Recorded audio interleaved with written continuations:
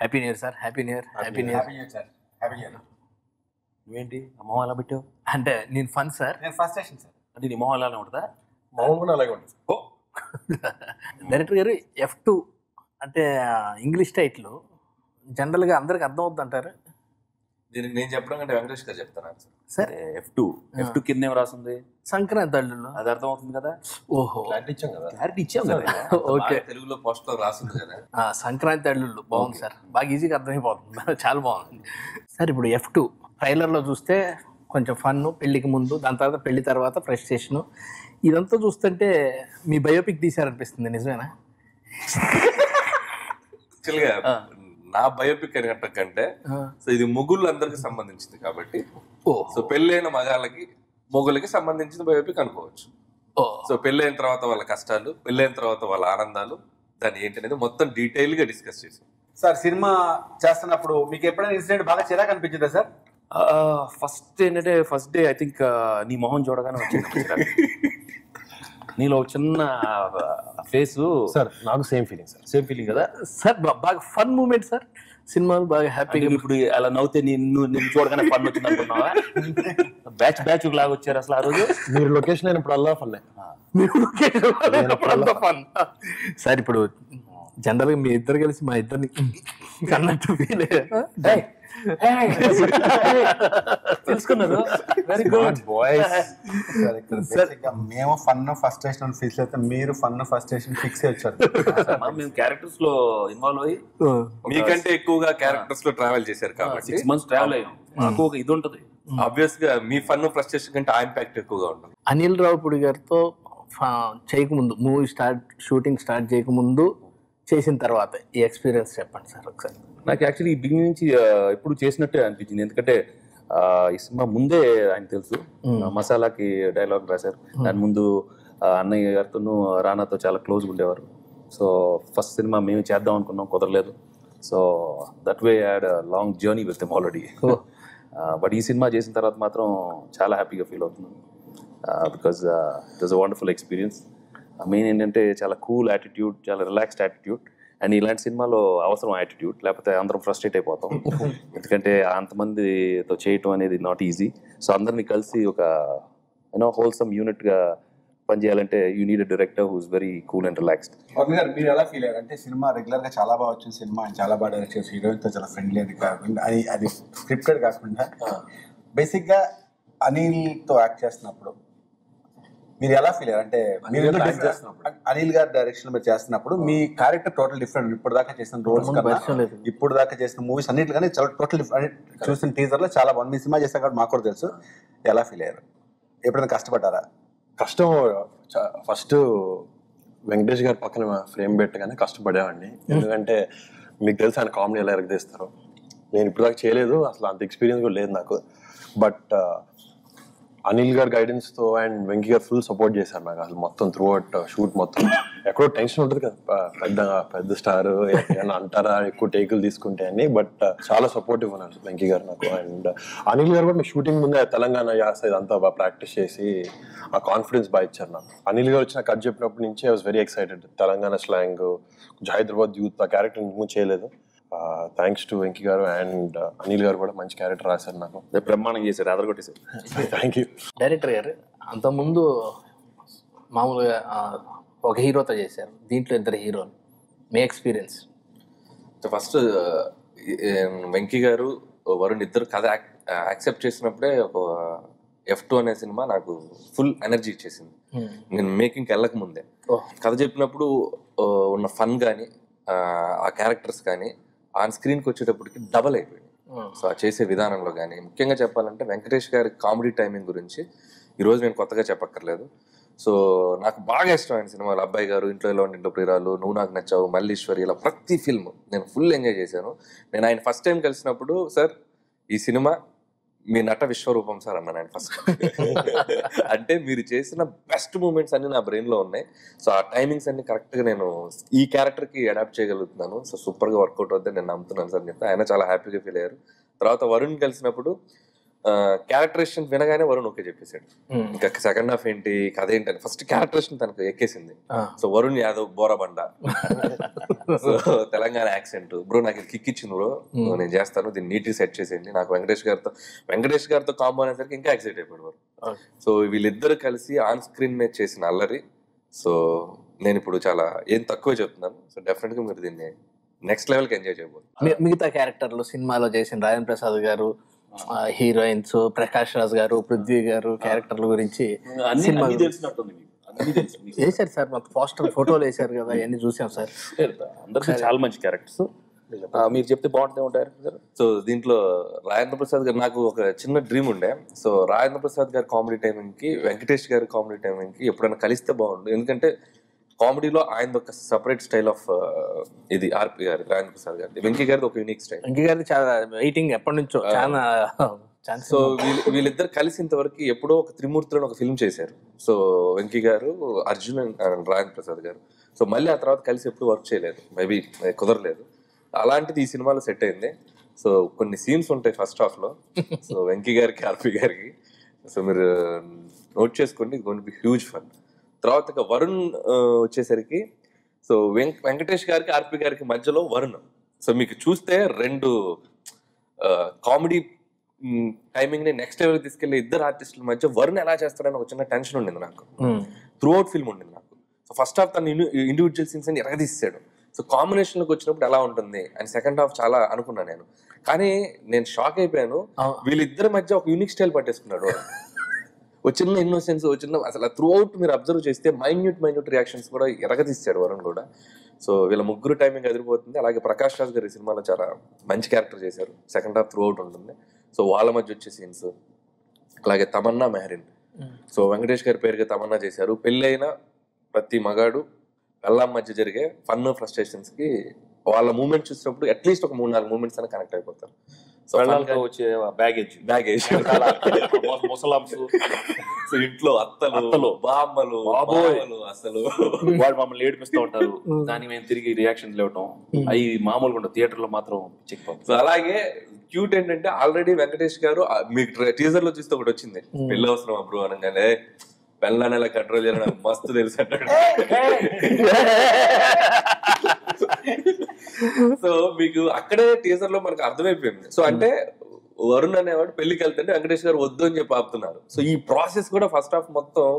So మళ్ళీ ఎలా వరుణ్ వెంకటేష్ గారి స్టేటస్ కి వస్తారు సో అనే మూమెంట్స్ కానీ, తర్వాత సెకండ్ హాఫ్ అంతా వీళ్ళిద్దరు. దాని ముందు మెయిన్ ఫస్ట్ పెద్దలుడు వచ్చిన తర్వాత చిల్లరుడు వస్తాడు కదా, అన్న వచ్చినప్పుడు నాకు అసలు మర్యాద మొత్తం పక్కన పెట్టేస్తాడు ఆ ముసలి వాళ్ళందరూ. అప్పుడు ఉంటాయి నా రియాక్షన్లు.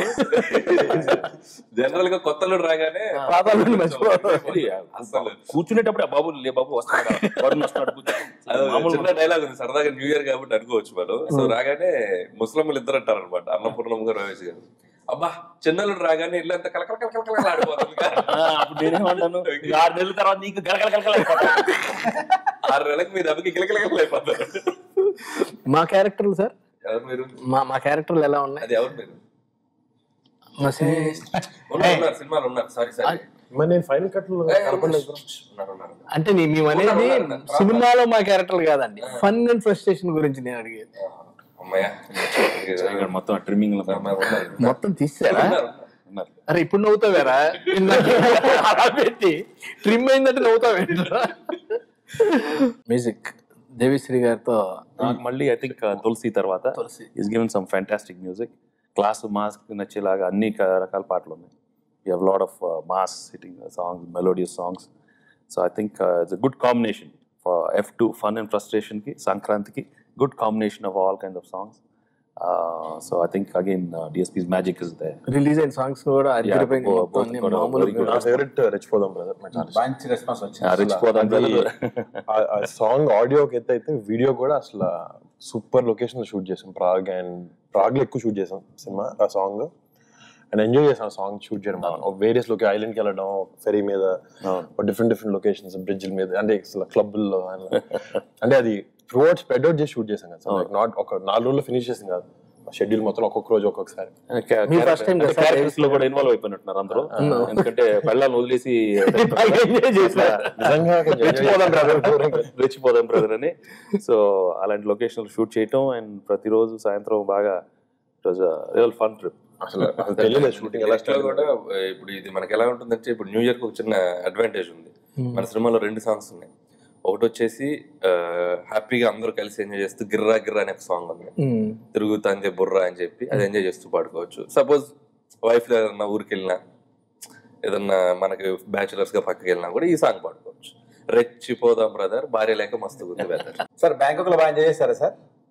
బ్యాంకాక్ లోనా? బ్యాంకాక్ లో ఏం చేస్తారు జనరల్ గానే? అదే అదేంద్రా దేనికోసం వెళ్తారు? షూటింగ్ వెళ్తావు. నువ్వు దేనికి వెళ్తావు? Shooting sir. మరి ఎంజాయ్ చేశారా అని ఏంటది? బాగా ఎంజాయ్ చేస్తారా అడిగాను అది అట్లా అడుగు, క్లారిటీగా అడుగు. ఊరిని ఎంజాయ్ చేసావు ఇష్టం వచ్చినట్టు అడుగుతారండి ఆయన. సార్ బ్యాంకాక్ లో షూటింగ్ బాగా ఎంజాయ్ చేస్తారా సార్? బ్రహ్మాండంగా ఎంజాయ్ చేస్తాం. చాలా బాగుండింది. అసలు ఎవ్రీ డే ఒక పిక్నిక్ లాగా అలా నడిచిపోయింది.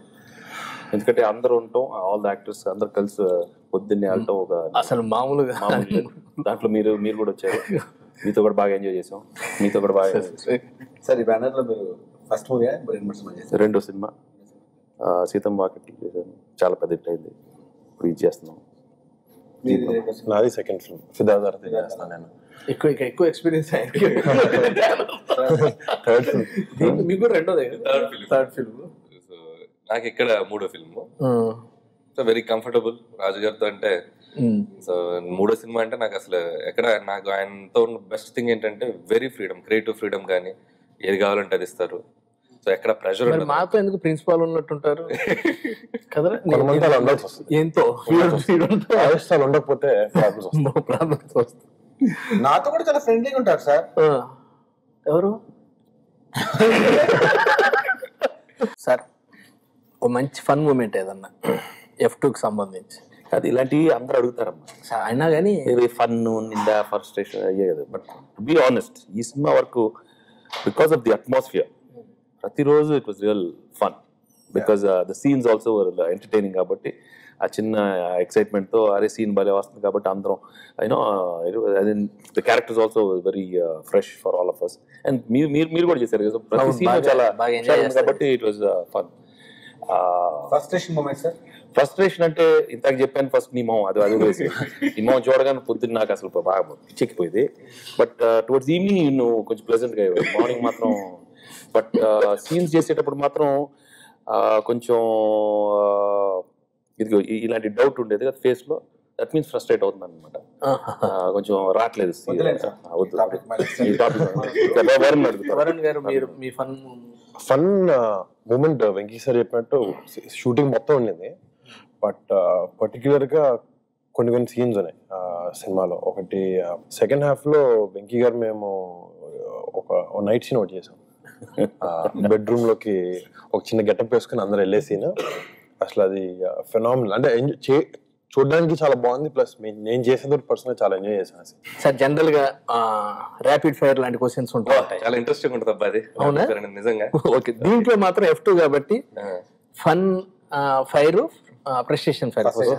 బాగా డిఫరెంట్ గా ఆలోచించారే. బాగా మంచి క్వశ్చన్స్ ఉన్నట్టు. మేము ఒక్కొక్కరిని క్వశ్చన్ అడుగుతా ఉంటాం. మేము అడిగిన క్వశ్చన్ కి మీరు టకా టకా టకా అని ఆన్సర్ చెప్పాలి. నా ఫస్ట్ క్వశ్చన్ టకా.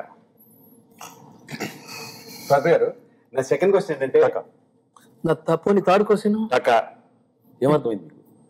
మాకు ర్యాపిడ్ ఫైర్ లో అంటే మేము టకా.